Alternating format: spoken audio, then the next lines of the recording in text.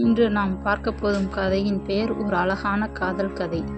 கிராமத்து அழகிய சூழலில் அரவிந்த் மற்றும் மீரா இருவரும் சிறு வயதிலிருந்தே நண்பர்கள். பள்ளி முடிந்து காலம் கடந்து அவர்கள் இருவரும் வாழ்க்கையில் தனித்தனி பாதைகளை தேர்ந்தெடுத்தனர். ஆனால் அவர்களுக்குள் உள்ள காதல் மட்டும் மாறவில்லை. ஒரு நாள் கிராம திருவிழாவில் மீரா பூஜைக்கு வந்திருந்தாள். அவள் கண்கள் சுற்றி வந்தபோது எதிரில் அரவிந்த் இருந்தான்.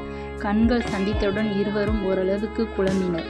எப்படி இருக்கிறாய் மீரா என்று கேட்ட அரவிந்திற்கு அவள் மெதுவாக நான் இருக்கிறேன், நன்றாக இருக்கிறேன் என்றாள். அந்த மாலை கோயில் குளக்கரையில் இருவரும் பேசிக்கொண்டிருந்தார்கள்.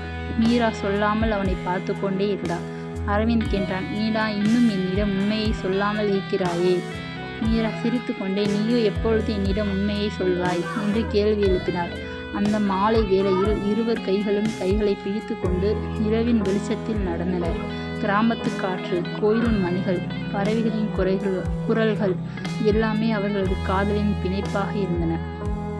சிறிது நேரம் அமைதியாக இருந்தபின் மீரா மெதுவாக சொன்னார், அரவிந்த், நான் உன்னை எப்பொழுதும் காதலிக்கிறேன். அந்த கணம் அரவிந்த் முகத்தில் மகிழ்ச்சி பிரகாசித்தது. அவன் அவளது கைகளை இறுக்கி பிடித்தான். நானும். அந்த மாலை காதல் துளிர்ந்த அந்த இரு இதயங்களும் ஒன்றாக கலந்தனர்.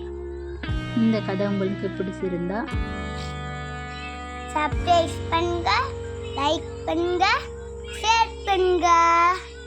தேங்க்யூ.